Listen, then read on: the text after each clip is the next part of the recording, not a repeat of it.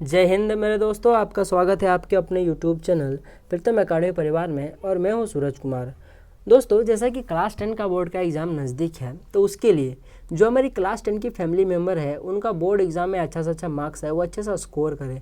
इसके लिए जो हमारी टीम है प्रीतम अकाडमी की, उन्होंने जो आपका विज्ञान है, जो विज्ञान का एक रासायनिक शास्त्र का पोर्शन है, जो कि चैप्टर 4 पढ़ता है आपका कार्बन एवं उसके यौगिक, इसका MCQ क्वेश्चन आपके लिए रेडी किया है।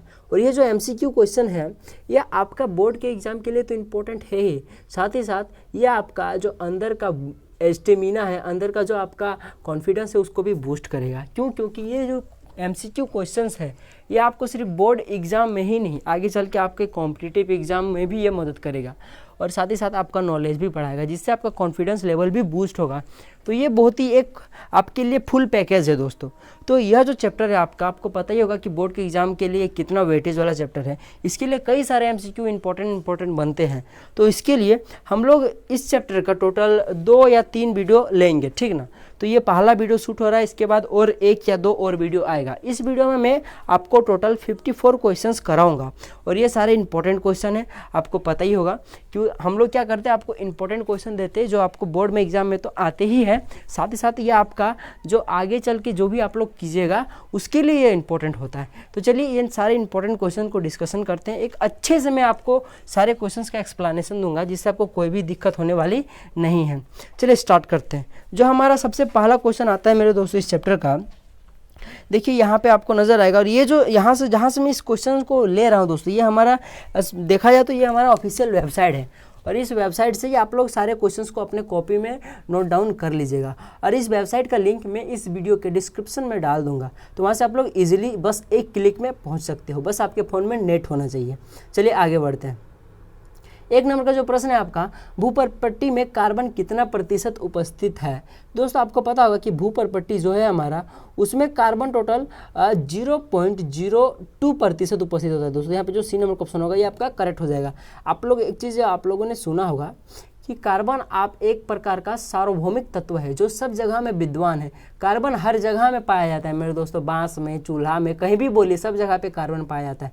लेकिन फिर भी सोच के देखिए कि ये मात्र 0.02% ही उपस्थित है। फिर भी आप लोग सोच के देख सकते हो। चलिए आगे बढ़ते हैं। वायुमंडल में कार्बन डाइऑक्साइड का प्रतिशत कितना है। तो दोस्तों मैं बता दूं, वायुमंडल में 0.03% कार्बन डाइऑक्साइड पाया जाता है मेरे दोस्तों, याद रखिएगा। चलिए आगे बढ़ते हैं। आगे का जो हमारा प्रश्न देखिएगा, 3 नंबर का क्या प्रश्न है सो हमारा, आयनिक यौगिक विद्युत का क्या होती है। तो आपको पता होगा आयनिक यौगिक जो होता है विद्युत का सुचालक होती है, यानी वो विद्युत का चालन करती है मेरे दोस्तों। 1 नंबर का ऑप्शन आपका करेक्ट हो जाएगा। सारे क्वेश्चंस को गौर से सुनिए दोस्तों, आपका याद भी हो जाएगा, क्योंकि अभी एग्जाम का टाइम है, तो ज़्यादा से ज़्यादा याद करने पर फोकस कीजिए, ठीक ना। चलिए आगे बढ़ते हैं। कार्बनिक यौगिक का क्वथनांक तथा गलनांक, आयनिक यौगिक के क्वथनांक एवं गलनांक से क्या होता है, कम होता है। आपको पता होगा जो कोवेलेंट बॉन्ड होता है वो आयनिक बॉन्ड से कमजोर होता है, इसीलिए क्या हो जाएगा, कम। ये जो B नंबर का ऑप्शन आपका करेक्ट हो जाएगा। चलिए आगे बढ़ते हैं। आगे जो 5 नंबर का प्रश्न है, देखिए क्या है सो, एसिटिक एसिड का रासायनिक सूत्र कौन सा है, यानी कि आपको बताना इनमें से कौन सा एसिटिक एसिड है दोस्तों। तो एसिटिक एसिड का जो सूत्र होता है दोस्तों, आपको पता होगा CH3COOH होता है मेरे दोस्तों। ये बेसिकली मीथेन से बनता है, समझे। मीथेन में जब कार्बोक्सिलिक अम्ल को डालेंगे तब आपका क्या हो जाएगा, एसिटिक एसिड बनता है मेरे दोस्तों, ठीक ना। ये एसिटिक एसिड इसका नाम पड़ जाता है। तो ये आपका क्या हो जाएगा दोस्तों, सही आंसर हो जाएगा D नंबर का, CH3COOH, ठीक ना, याद रखिएगा। चलिए आगे बढ़ते हैं। हमारा जो 6 नंबर का प्रश्न है दोस्तों, क्या देखिएगा, क्लोरोफॉर्म का रासायनिक सूत्र है। तो दोस्तों क्लोरोफॉर्म जो होता है उसका रासायनिक सूत्र होता है देखिए क्या होता है, C3HL3, यानी कि देखिए मेरा कहने मतलब क्या है, CH जो होता है CHCl3 होता है, याद रखिएगा। इस तरह याद कीजिएगा, CHCl3 होता है, जिसमें से C जो होता है आपको पता होगा, ये C क्या होगा, मिड में होगा, यानी कि बीच में होता है इस तरह करके, और आपका एक तरफ H लगा होगा और बाकी 3 तरफ दोस्तों यहाँ पे Cl लगा होता है। तो इस प्रकार का ये दिखने का होता है मेरे दोस्तों, आपको पता होगा। ये क्या होता है, ये आपका क्या है, क्लोरोफॉर्म है, आपको याद रखना है ये वाला, ठीक ना, क्लोरोफॉर्म। और यही जो दोस्तों अगर आपका क्लोरीन की जगह पे फ्लोरीन रहता तो उसको क्या बोलते हैं, फ्लोरोफॉर्म बोलते हैं, ठीक ना। और अगर यहाँ पे आयोडीन रहता तो आयोडोफॉर्म बोलते हैं। इस तरह यहाँ पे क्लोरीन, इसको क्या बोलेंगे, क्लोरोफॉर्म बोलेंगे। चलिए 7 नंबर प्रश्न पर आते हैं। एथेनॉल का रासायनिक सूत्र क्या होता है दोस्तों? तो आप लोगों ने पढ़ा होगा मेथ, एथ, प्रोब्यूट, पेंट, हेक्स, सेप्ट, नॉन, ऑक्टेट, ये सब चीज़ आप लोगों ने पढ़ा होगा। ये सब क्या वर्ड रूट्स है। तो उसमें से क्या एथ पूछा गया है। तो एथ किसके बाद आता है, मिथ के बाद, यानी कि सेकेंड कार्बन, यानी 2 कार्बन वाला यौगिक होगा, हाइड्रोकार्बन होगा। तो 2 कार्बन वाला आपको यहाँ पे कहाँ नजर आ रहा होगा, आप लोग को देख सकते हो। देखिए यहाँ पे एक नजर आ रहा होगा, यहाँ पे 1 कार्बन वाला। बोलेगा सर यहाँ तो 2 सी नजर आ रहा है, पर दोस्तों करके देखिए 1 कार्बन है और एक Cl है, जो कि Cl क्या होता है, एक अलग कंपाउंड, एक अलग तत्व होता है, वो कार्बन नहीं होता, वो क्लोरीन है यहाँ पे। इसीलिए यहाँ पे एगो है, यहाँ पे देखिए यहाँ पे 2 गो है, यहाँ पे एगो है। तो जाहिर सी बात है सी और ए में से कोई एक सही होगा। अब बताइए सी और एक में से कौन सा पूछा गया है, एथेनॉल। तो एथेनॉल का जो फॉर्मूला होता है दोस्तों आप लोगों ने पढ़ा होगा, CH3CH2OH। चूंकि ऑल लगा हुआ है, ऑल किसका होता है, ये क्या है, एक प्रकार का फंक्शनल ग्रुप है, प्रकार्यात्मक समूह। कौन सा प्रकार्यात्मक समूह है दोस्तों, अल्कोहल वाला है, इसीलिए CH3CH2OL लग जाएगा, OH लग जाएगा। ये सी नंबर का ऑप्शन आपका करेक्ट हो जाएगा। आपको ये सब चीज़ पता होगा, बाकी दिक्कत होगा कुछ तो आप लोग हमें कमेंट कर सकते हो। चलिए आगे बढ़ते हैं। मीथेन का सामान्य सूत्र क्या होता है, मीथेन पूछा गया है। मीथेन सबसे सरल जो हाइड्रोकार्बन है मेरे दोस्तों, तो मीथेन का CH4 होता है। तो बी नंबर का जो ऑप्शन होगा आप दोस्तों आपका करेक्ट हो जाएगा, CH4। चलिए आगे बढ़ते हैं। आगे जो प्रश्न है, निम्न में से कौन सा कार्बनिक यौगिक के उदाहरण है। कार्बनिक यौगिक का उदाहरण कौन सा दोस्तों, आगे देखते हैं हम लोग। देखिए एसिटिक क्या देखिएगा, एसिटिक एसिड आपको पता होगा। एसिटिक एसिड का देखिए हम लोग थोड़ा देर पहले जस्ट यहाँ पे पढ़े थे दोस्तों। एसिटिक एसिड का फॉर्मूला क्या होता है दोस्तों, देखिए यहाँ पे लिखा होगा। एसिटिक एसिड का फॉर्मूला होता है CH3COOH होता है, ठीक ना। एसिटिक एसिड का फॉर्मूला होता है। तो यहाँ पे एसिटिक एसिड क्या है, एक प्रकार का हाइड्रोकार्बन, इसलिए क्या हो जाएगा दोस्तों, ये भी एक प्रकार क्या हो जाएगा, कार्बनिक यौगिक होगा। और क्लोरोफॉर्म भी क्या है दोस्तों, एक प्रकार का हाइड्रोकार्बन है। और उसी तरह से इसीलिए ये भी क्या होगा, एक प्रकार का कार्बनिक यौगिक होगा। और एथेन भी क्या है दोस्तों, हाइड्रोकार्बन है, इसीलिए क्या हो, कार्बनिक यौगिक होगा। यानी कि डी नंबर का ऑप्शन इनमें से सभी करेक्ट हो जाएगा। चलिए आगे बढ़ते हैं। आगे का जो है देखिएगा, कार्बन की परमाणु संख्या होती है, बहुत ही सिंपल क्वेश्चन, बहुत ही बार एग्जाम में आया है मेरे दोस्तों। तो इसका 6 होता है, याद रखिएगा परमाणु संख्या कार्बन का, इंपॉर्टेंट है। चलिए आगे बढ़ते हैं। इसी तरह बच्चा क्वेश्चन आता है दोस्तों बोर्ड के एग्जाम में, आपको टेंशन लेने की कोई जरूरत नहीं है। आयनिक यौगिक बनाने वाले तत्व सबसे बाहरी कोश से इलेक्ट्रॉन का क्या करती है। सबसे पहले बताना है कि आयनिक यौगिक जो है वो जो अपना बाह्यतम कोई भी आपके पास एक तत्व है, या फिर कोई भी तत्व है या कंपाउंड जो भी है, कोई भी तत्व है, वो अपने बाह्यतम कक्ष से आयनिक यौगिक बनाने के लिए क्या करते हैं। वो आपको पता होगा, जब भी आयनिक बंध जब भी बनता है दोस्तों, उसमें क्या होता है, इलेक्ट्रॉन का ट्रांसफर होता है। यानी क्या होता है, या तो इलेक्ट्रॉन मुझे दे दो या तो इलेक्ट्रॉन तुम ले लो। लेकिन यही अगर आपका कोवेलेंट बॉन्ड बनता है दोस्तों, तो क्या होता है, उसमें क्या होता है कि शेयरिंग होता है, कि तुम भी रखो हम भी रखते हैं, दोनों मिल बांट के खाते हैं, वैसा वाला केस होता है। लेकिन यहाँ तो आयनिक बॉन्ड पूछा गया है। आयनिक बॉन्ड में से क्या होता है दोस्तों, या तो तुम ले लो या तो फिर मुझे दे दो। तो यहाँ पे क्या हो जाएगा, प्राप्त कर लेगा, यानी कि वो ले लेगा, हरास हो जाएगा, या तो फिर उसे दे देगा, या तो फिर ये तो दोनों होता है। इसीलिए सी नंबर ऑप्शन में आपको नजर आ रहा होगा दोनों। यहाँ पे क्या वो प्राप्त भी कर सकता है, यानी ले भी सकता है, और हरास यानी दे भी सकता है। तो इस टाइप का जब फॉर्मेट नजर आएगा आपको, तो वो एक आयनिक यौगिक बनता है। इसलिए सी नंबर ऑप्शन आपका करेक्ट हो जाएगा। 12 नंबर प्रश्न, कार्बन को उत्कृष्ट गैस विन्यास को प्राप्त करने के लिए कितने इलेक्ट्रॉन प्राप्त करने या खोने की आवश्यकता होती है। उत्कृष्ट गैसीय विन्यास का मतलब सबसे पहले समझिए दोस्तों। उत्कृष्ट गैसीय विन्यास आपको पता होगा कि पीरियोडिक टेबल में टोटल 7 ऐसे गैसें हैं जो अक्रिय हैं, जैसे कि हीलियम हो गया, नियॉन हो गया। तो ये सब क्या है दोस्तों, ये आपका उत्कृष्ट गैसीय विन्यास को प्राप्त हो चुके हैं। यानी कि ये क्या हुआ है कि ये किसी से रिएक्ट नहीं करते हैं। और कार्बन आपको पता होगा कि जो कार्बन है मेरे दोस्तों, वो आपका जो हीलियम है और जो नियॉन है उसके बीच में पाया जाता है। नियॉन का जो परमाणु संख्या होता है दोस्तों, वो आपको पता होगा 10 होता है, और हीलियम का 2 होता है, और कार्बन का 6 होता है। तो 6 से अगर 4 घटाया जाए तो दूसरा जगह पे आप लोग पहुंच जाएगा, यानी हीलियम के पास पहुंच जाएगा। और अगर 6 में यानी कार्बन में अगर 4 जोड़ दिया जाए तो वो नियॉन के पास पहुंच जाएगा। यानी कि उसको क्या 4 या तो आप घटा दीजिए या तो फिर 4 बढ़ा दीजिए, वो हीलियम के पास या फिर नियॉन के पास, यानी कि किसके पास, ये उत्कृष्ट गैस विन्यास के पास वो पहुंच जाएगा। यानी सी नंबर का ऑप्शन आपका करेक्ट हो जाएगा मेरे दोस्तों।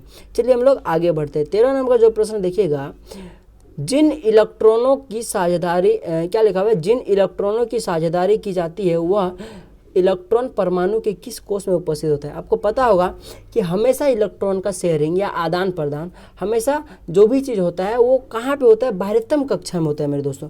क्योंकि अगर मान लीजिए अंदर की कक्षा में होगी तो उसको ज़्यादा एनर्जी चाहिए, इसीलिए अब भाई किसी का अगर कम पैसा में निपट जाए तो वो ज़्यादा पैसा क्यों खर्च करे। उसीलिए अगर बाह्यतम कक्षा से इलेक्ट्रॉन ईजी से निकल रहा है तो अंदर घुस के ज़्यादा एनर्जी देके क्यों निकाले भाई, तो इसीलिए वो बाह्यतम कक्षा से निकालता है। इसलिए बी नंबर ऑप्शन आपका करेक्ट हो जाएगा। चलिए आगे बढ़ते हैं। 14 नंबर क्वेश्चन, क्लोरीन की परमाणु संख्या कितनी होती है। ये भी इंपॉर्टेंट क्वेश्चन है दोस्तों, जो कि 17 होता है, ठीक ना, क्लोरीन का परमाणु संख्या। आगे बढ़ते हैं। इलेक्ट्रॉनों के दो सहभागी युग्म से कौन सा आबंध बनता है। देखिएगा, इलेक्ट्रॉनों के दो सहभागी युग्म से दोस्तों द्विबंध बनता है। देखिए क्या कहा जाए, सहभागी युग्म, युग्म मतलब जोड़ा होता है, यानी कि कोई दो जोड़ा, यानी कि दो जोड़ा, यानी कि एक जोड़ा, ये तो हो गया एक जोड़ा, दो इलेक्ट्रॉन बराबर एक जोड़ा, तो इसी को युग्म बोला जाता है, एक युग्म। और चूंकि दूगो युग्म कहा गया, यानी कि दूगो जोड़ा बोला गया, दूगो जोड़ा यानी कि 4 गो इलेक्ट्रॉन, और 4 गो इलेक्ट्रॉन मिलकर आपको पता होगा इस तरह करके दूगो लाइन बनाएगा, और दूगो लाइन बनाएगा यानी कि डबल बॉन्ड बनाएगा, यानी कि द्विआबंध बनाएगा दोस्तों। 3 नंबर क्वेश्चन आपका करेक्ट हो जाएगा। 16 नंबर का प्रश्न देखिए क्या है, जल के अणु हाइड्रोजन तथा ऑक्सीजन के बीच आबंध की प्रकृति क्या होती है। यानी कि जो आपका जल का अणु है दोस्तों, यानी जल का जो आपका फॉर्मूला होता है दोस्तों, आपको पता होगा जल का जो फॉर्मूला होता है वो होता है H2O, जिसमें से आपका 2 गो हाइड्रोजन होता है मेरे दोस्तों, 2 गो हाइड्रोजन होता है और 1 गो ऑक्सीजन होता है। तो इसमें से होता है जो हाइड्रोजन और ऑक्सीजन का बीच में कैसा बॉन्ड पाया जाता है, ये कहा जाता है दोस्तों। आपको पता होगा इसका जो कुछ दिखने में कुछ इस प्रकार का होता है दोस्तों, देखिएगा H फिर O फिर H, इस प्रकार का होता है। तो इनके बीच में दोस्तों एकल बंध पाया जाता है, आप लोग गौर कर देखें, यानी कि एकल आबंध पाया जाएगा। 1 नंबर का ऑप्शन आपका करेक्ट हो जाएगा।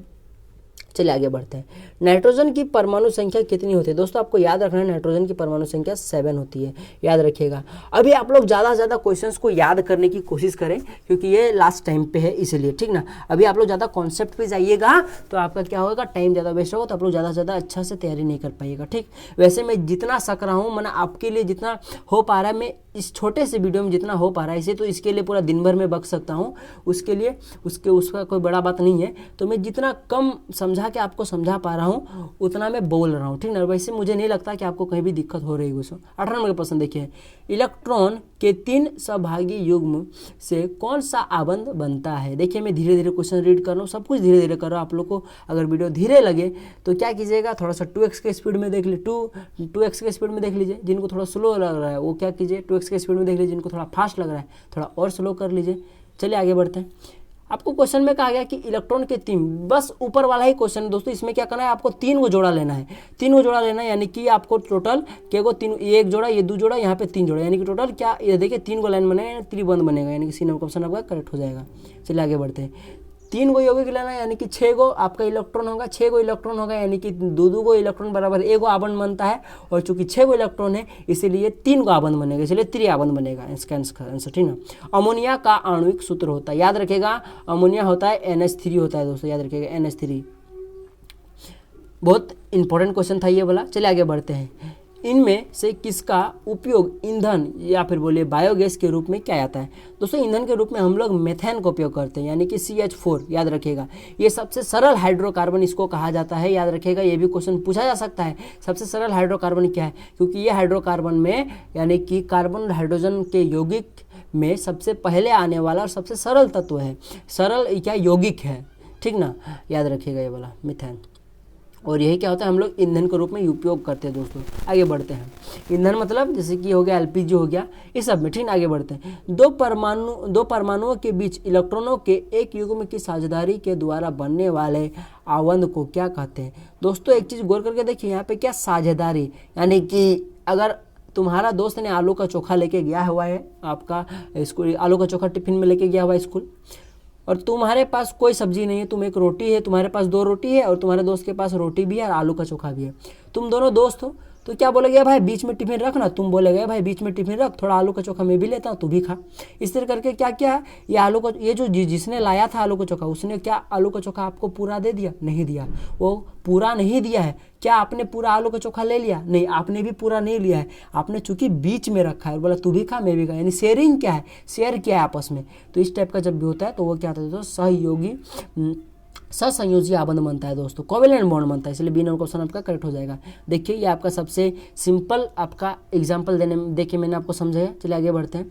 ससंयोजी आबंध वाले अणुओं के के अंतर आणविक बल कैसा होता है। दोस्तों याद रखिएगा, ये जो सहसंयोजी आबंध होता है यानी कोवलेंट बॉन्ड होता है वो दुर्बल होता है दोस्तों, यानी कि वो पतला दुबला समझ लीजिए, वो क्या होता है, दुर्बल होता है। जैसे एक चीज़ ऐसे ट्रिक में देता हूँ, देखिए आपने और आपके दोस्त ने, जैसा कि मैंने अभी आपको बताया, आपके दोस्त ने रोटी लाया, आलू का चोखा लाया और आपने सिर्फ रोटी लाया।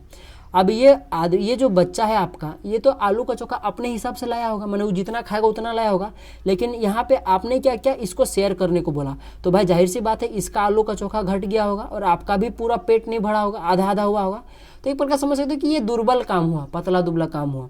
इस तरह करके आप लोग याद रख सकते हो। चलिए आगे बढ़ते हैं।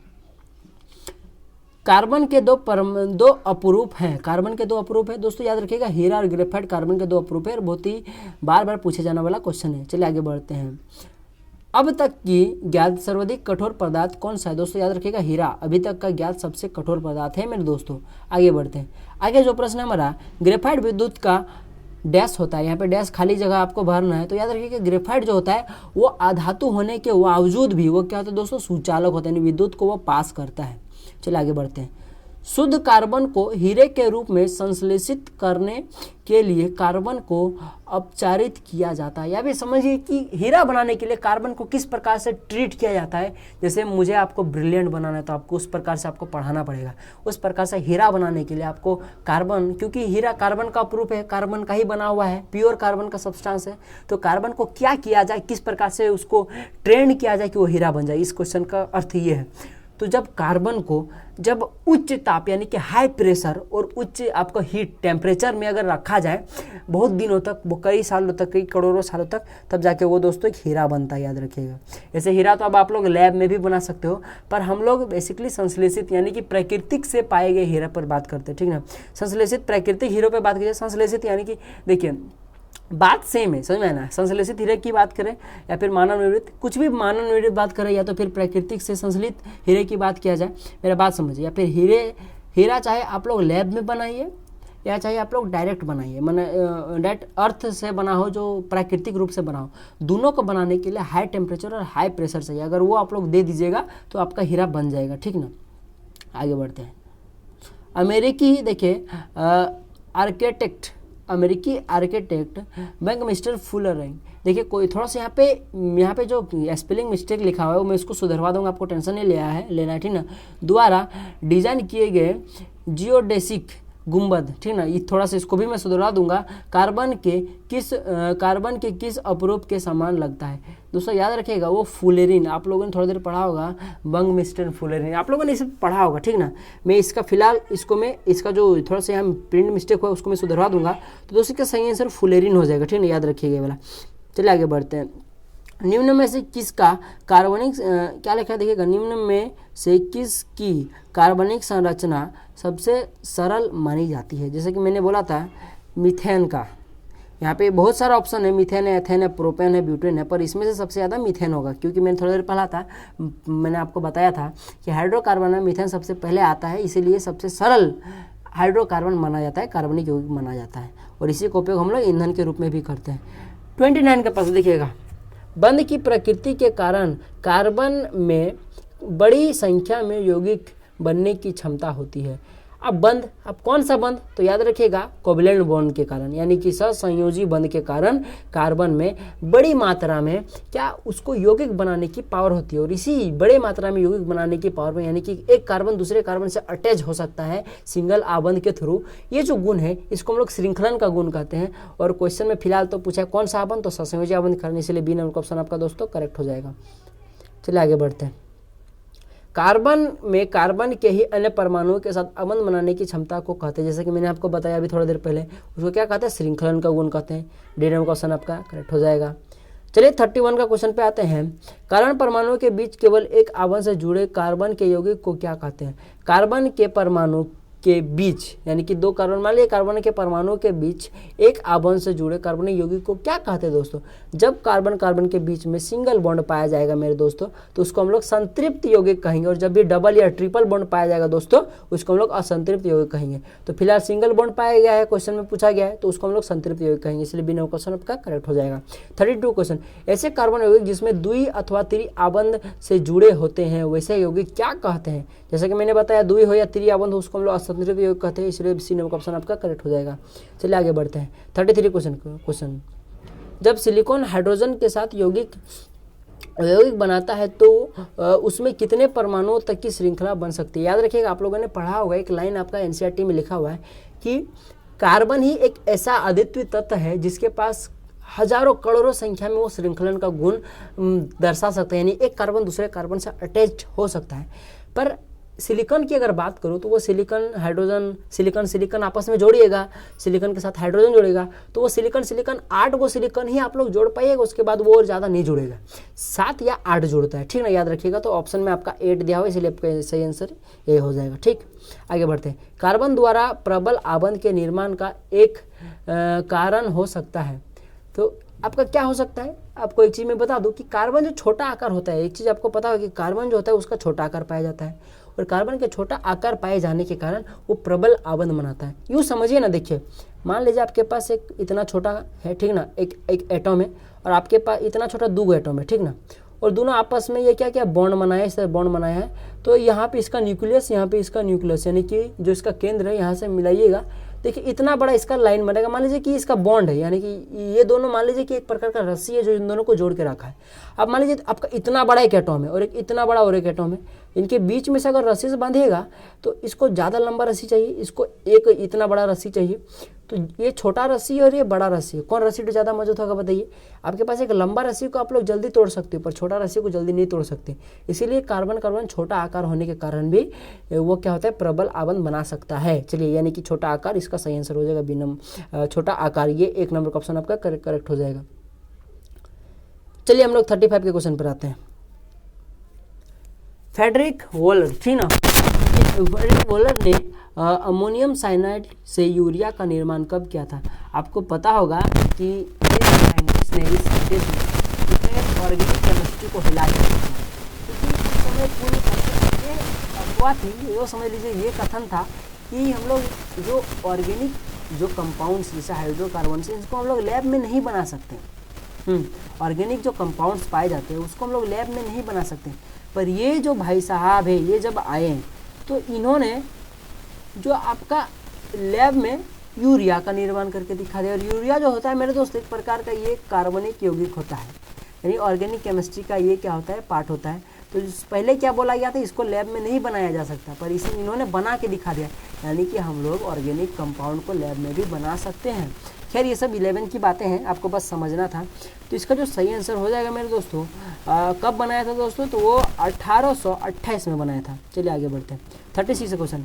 एथेन का सूत्र होता है, एथेन का सूत्र, यहाँ से मैं आपको एक वर्ड रूट बताता हूँ, याद रखिएगा। आपको वर्ड रूट आपको याद होगा, पहले मैथ होता है, फिर एथ, प्रो, ब्यूट, पेंट, हेक्स, हैप, उसके बाद इस तरह करके नॉन डैक, इस तरह उतना तो जरूरत नहीं पड़ता है, पर बेसिकली हैप तक जरूरत पड़ता है, ठीक है। हैप तक भी नहीं पड़ेगा, हैक्स तक पड़ेगा, ठीक ना, उतना याद रखिएगा।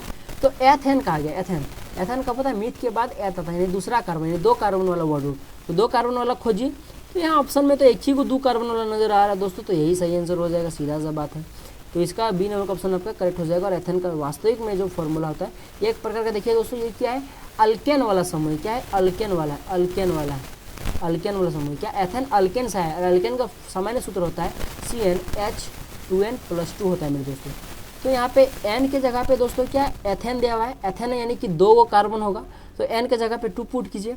तो N के जगह पे 2 पुट कीजिएगा मेरे दोस्तों, तो ये हो जाएगा N के जगह पे 2, तो यहाँ पे C2 हो गया, ठीक ना। N के जगह पे जब 2 पुट कीजिएगा तो यहाँ पे C2 हो गया, और H2n है, 2n यानी कि N के जगह पे 2 है, तो 2 2 4 हो जाएगा, +2 भी है, यानी कि 4 और 2 6, यानी कि H6 हो गया। तो ये फॉर्मूला मिल गया आपको 2 नंबर का, बी नंबर का C2H6। आई होप कि आपको ये सब निकालना आता होगा, इसलिए मैं जल्दी पार करूँ। देखो प्रोपेन का आणविक सूत्र होता है, बस वही प्रोपेन 3 मेथिल प्रो 3 कार्बन वाला, तो 3 कार्बन में C3H8, बी नंबर का ऑप्शन आपको हो जाएगा।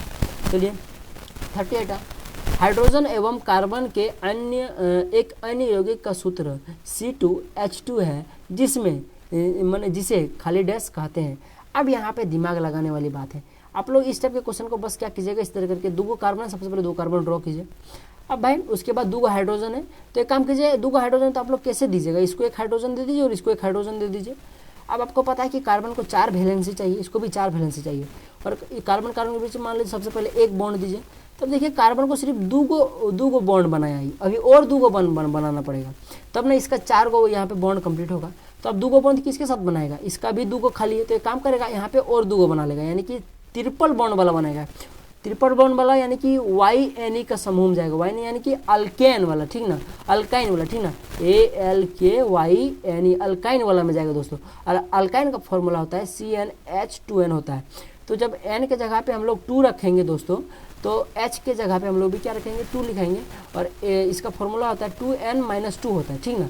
2n रखेंगे तो 4 होगा, 4 में 2 जाएगा तो 2 हो जाएगा, यानी कि C2H2 मिलेगा।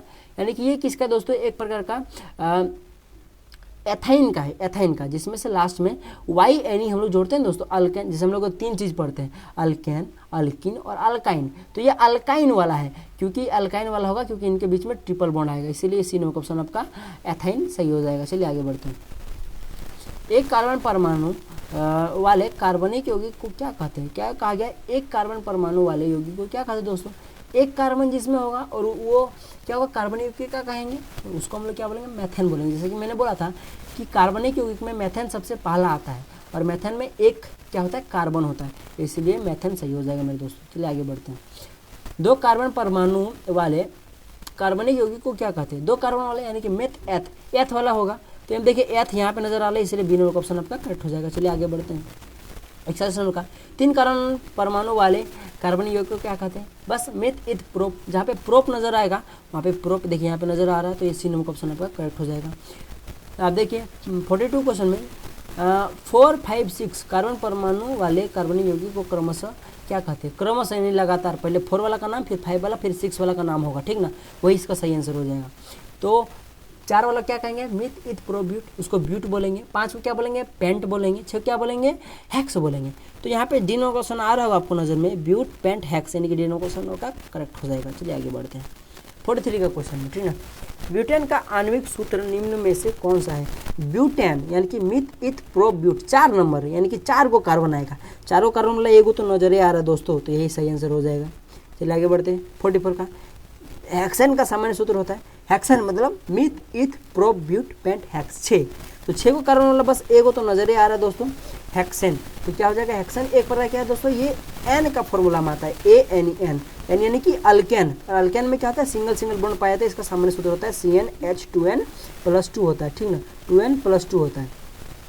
तो हेक्सेन पूछा गया, हेक्सेन यानी कि 6, तो एन के जगह पे 6 रखिए, तो क्या हो जाएगा C6, और यहाँ पे जब 6 दूना 12, 13 14 यानी कि H14, C6H14 यानी कि ए नंबर क्वेश्चन आपका करेक्ट हो जाएगा। तो आई होप कि आपको ये सब आता होगा। फिर आगे बढ़ते हैं।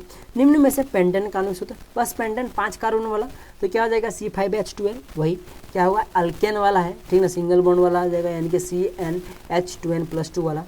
तो इसके लिए ये B number question number correct था। अब साइक्लोहेक्सेन दोस्तों, यहाँ पे एक चीज़ गौर कीजिएगा, ठीक ना, साइक्लो, यहाँ पे बेसिकली 2 चीज़ गौर करने वाली बात है। साइक्लोहेक्सेन की बात करें, जब भी साइक्लो की बात करें तो हमेशा वो रिंग में बनेगा, यानी कि गोल आकृति बनेगा, गोला जैसा बनेगा, याद रखिएगा, गोला माने वृत्त जैसा होगा, वो चारों तरफ से बंद होगा।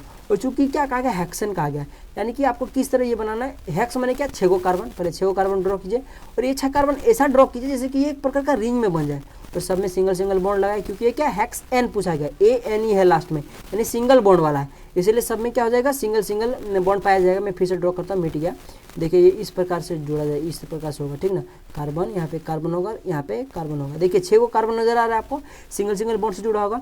अब चूंकि हर कार्बन में 4 वैलेंसी है, इसलिए यहाँ पे भी 2 को हाइड्रोजन लगा दीजिए। जब 2 को हाइड्रोजन लगाएगा तो आप लोग गौर करके देखिएगा, प्रत्येक कार्बन में 2 को हाइड्रोजन लगा है, तो यानी कि 2, 2, 4, 2, 6, 2, 8, 2, 10, 2, 4, 12 को हाइड्रोजन लगेगा, ठीक ना।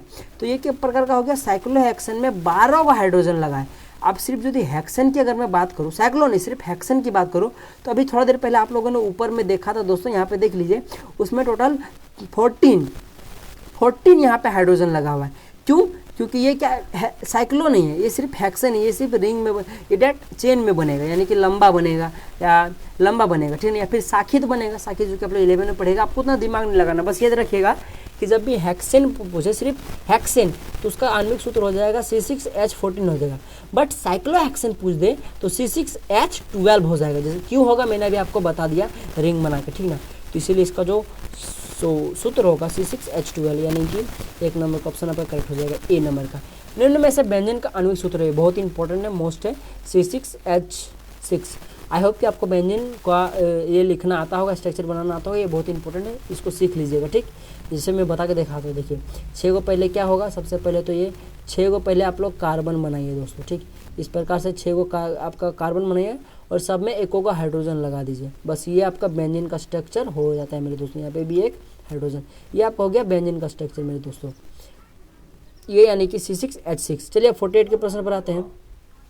ऐसे असंतृप्त हाइड्रोकार्बन जिसमें दोहरे आबंध होते हैं क्या कहलाते हैं दोस्तों? दोहरे आबंध का मतलब क्या होता है? जिसमें कि दोहरे आबंध माने डबल बॉन्ड, और डबल बॉन्ड आपको पता होगा किसमें पाया जाता है, उसमें एल्कीन में पाया जाता है दोस्तों, यानी कि C6H2N में पाया जाता है। आपको ये चीज़ आपको पता होगा, तो ये आपका ये जो बी नंबर का ऑप्शन आपका था दोस्तों वो करेक्ट हो जाएगा, अल्किन। चलिए 49 के प्रश्न पर आता है। देखिए ऐसे असंतृप्त हाइड्रोकार्बन जिसमें 3 आबंध पाए जाते हैं उसको क्या कहते हैं? जब त्रिआबंध की बात करें तो वो क्या हो जाएगा दोस्तों? अल्काइन कहला जाएगा, यानी कि C6H2N-2 दोस्तों इसका फॉर्मूला होता है। सी नंबर का ऑप्शन आपका करेक्ट हो जाएगा। चलिए आगे बढ़ते हैं 50 नंबर के प्रश्न पर।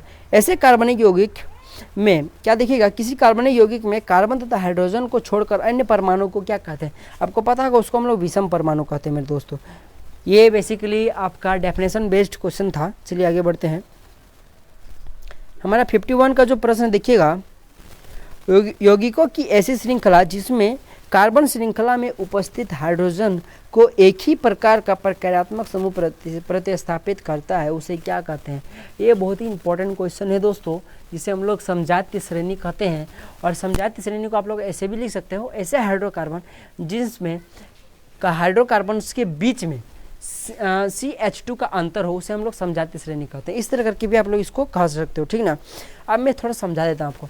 कहा गया एक ही प्रकार का प्रक्रियात्मक समूह, जैसे आप लोगों ने पढ़ा होगा, अल्कोहल पढ़ा होगा, कार्बोक्सिलिक अम्ल पढ़ा होगा, एल्डिहाइड पढ़ा होगा, कीटोन पढ़ा होगा और हेलो सब पढ़ा होगा। हेलो यानी कि क्लोरीन, फ्लोरीन, आयोडीन, ब्रोमीन, ये सब पढ़ा होगा, ठीक ना। आप लोग का 10th क्लास का सिलेबस में इतना ही है, ठीक ना। तो जब भी एक प्रकार, जैसे मान लीजिए कि अल्कोहल वाला ग्रुप है, अल्कोहल वाला को आप लोग क्या कीजिए, जो आपका अल्केन है यानी कि जो CnH2n+2 वाला समूह यानी कि ANE वाला जिसमें सिंगल बॉन्ड पाया जाता है, उसमें अगर सब में यानी कि मेथ इथ प्रोब्यूट को आप लोग अल्केन में जोड़ो, यानी कि जैसे अल्केन में जब मेथ इथ प्रोब्यूट को जोड़ेगा तो क्या हो जाएगा? मेथेन हो जाएगा। सबसे पहले मेथेन बनेगा, फिर एथेन बनेगा, फिर मेथ इथ प्रोपेन बनेगा, फिर ब्यूटेन बनेगा। और उसमें क्या कीजिए, कोई एक प्रक्रियात्मक समूह लगा दीजिए। मान लीजिए अल्कोहल लगा दिया तो क्या बन जाएगा? मेथेनल बन जाएगा, फिर एथेनल बन जाएगा, फिर प्रोपेनल बन जाएगा, फिर ब्यूटेनल बन जाएगा। तो ये जो एक सीरीज बन रहा है दोस्तों, मेथेनल, एथेनल, प्रोपेनल, ब्यूटेनल, प्रोपेनल, ये सब क्या है दोस्तों? एक प्रकार का समजातीय श्रेणी का है। क्योंकि आप लोग गौर करके देखिएगा, मेथेनल और एथेनल के बीच में जो उनका डिफरेंस होगा CH2 का पाया जाता है मेरे दोस्तों, याद रखिएगा, ठीक। वैसे इतना बताने की जरूरत नहीं थी, आप लोग ऐसे भी याद कर सकते तो रट के, ठीक ना। चलिए आगे बढ़ते हैं। फिलहाल जो मुझे समझाना था मैंने समझा दिया। जो हमारा 52 का प्रश्न देखिए, समजातीय श्रेणी से फिर से वही क्वेश्चन है, CH2 तथा C2H6 में क्या अंतर है? दोस्तों इसमें देखिए CH2 का अंतर है मेरे दोस्तों, 1 नंबर का ऑप्शन आपका करेक्ट हो जाएगा। अब लास्ट से दूसरा नंबर पे प्रश्न पर है, यानी कि लास्ट तरफ से 2nd नंबर के प्रश्न पर हैं हम लोग। देखिए कार्बन का परमाणुिक द्रव्यमान क्या होता है? बहुत ही इंपॉर्टेंट क्वेश्चन है। यहाँ पे कार्बनिक द्रव्यमान, यहाँ पे परमाणुिक द्रव्यमान कहा गया, कार्बनिक नहीं। परमाणुिक द्रव्यमान का मतलब उसका एटॉमिक वेट उसका कितना है दोस्तों, याद रखिएगा। उसका कार्बन का उसका परमाणु संख्या 6 होता है, 6 का डबल कर दीजिए 12 हो गए, यानी कि 12U, यानी कि सी नंबर का ऑप्शन आपका करेक्ट हो जाएगा। और चूंकि यू क्यों लिखा गया है, यू जो है आपका जो परमाणु द्रव्यमान होता है उसका यूनिट है, समझ में है ना। जैसे कि हम लोग क्या करते हैं, मीटर को नापते हैं तो 12 मीटर, 13 मीटर, लास्ट में मीटर लगाते हैं ना। मीटर क्या है, वो प्रकार का ऐसा यूनिट है। उसी प्रकार से जो आपका द्रव्यमान को मापने के लिए, परमाणु द्रव्यमान को मापने के लिए हम लोग क्या करते हैं, यू का उपयोग करते हैं। आई होप कि आपको समझ में आ गया होगा। लास्ट से फर्स्ट क्वेश्चन पे आ चुके हैं हम लोग। देखिए क्या है, हाइड्रोजन का परमाणु द्रव्यमान कितना है? अब हाइड्रोजन का पूछा है, याद रखिएगा हाइड्रोजन एक ऐसा लौता तत्व है जिसका परमाणु द्रव्यमान और परमाणु संख्या देखिए बराबर है। परमाणु संख्या भी 1 है, परमाणु द्रव्यमान भी 1 है। तो इसीलिए जो इसका सही आंसर हो जाएगा बी नंबर में 1U। तो ये तो हमारा 54 क्वेश्चंस निपट चुका है। आई होप कि आपको वीडियो में मज़ा भी आया होगा। तो इस प्रकार के और भी सारे वीडियो पाने के लिए आप लोग क्या कीजिए, चैनल को सबसे पहले सब्सक्राइब कर लीजिए। हाँ मैं फिर बोल रहा हूँ, अगर आपको स्लो लग रहा है 2x के स्पीड में देख लीजिए, थोड़ा अगर आपको फास्ट लग रहा है थोड़ा सा स्लो करके देख लीजिए, वो आप पे है, ठीक ना। तो हमारा काम था आपको अच्छा अच्छा क्वेश्चन देने का, जो कि मैंने दे दिया। अब आपका थोड़ा सा जिम्मेदारी बनता है कि हमें थोड़ा सा सपोर्ट करें, क्योंकि आपकी सपोर्ट की हमें बहुत ज़रूरत है मेरे दोस्तों, ठीक है। तो सपोर्ट के तौर पे आप लोग क्या कर सकते हो, हमें फॉलो कर लीजिए, हमें इंस्टाग्राम पे फॉलो कर सकते हो, हमें आप लोग का मन हो तो आप लोग हमें टेलीग्राम में तो ज्वाइन हो ही जाएगा, हमारा व्हाट्सअप ग्रुप चलता है उसमें ज्वाइन हो जाइए, जिससे आप लोग आपको अपडेट मिलता रहेगा। आप लोग प्रीतम एकेडमी को सब्सक्राइब कर लीजिए, प्रीतम एकेडमी 2 को सब्सक्राइब कर लीजिए, क्योंकि प्रीतम एकेडमी 2 में ही आपका जितना भी स्टडी बेस्ड है सारा क्वेश्चन इसी में आता है। आपका सारा जो स्टडी बेस्ड जो आपका वीडियो बनता है वो सारा प्रीतम एकेडमी 2 में आता है। प्रीतम एकेडमी 1 में जो है आपका प्रीतम एकेडमी, उसमें हम लोग न्यूज़ सिर्फ डालते हैं। और हमारा यानी आपका अगर मन उदास हो, डिमोटिवेट हो, तो मोटिवेशन चैनल भी हमारा है एक, पंकज कुमार करके, आप लोग वहाँ से जाके कुछ मोटिवेशन स्पीच सुन सकते हो। और हमारा और भी कई सारा चैनल है, फिलहाल आप लोग ये 3 चैनल सब्सक्राइब कर लीजिए। दोस्तों मिलते हैं एक अगले वीडियो में, तब तक के लिए जय हिंद, जय भारत और आपका दिन शुभ हो।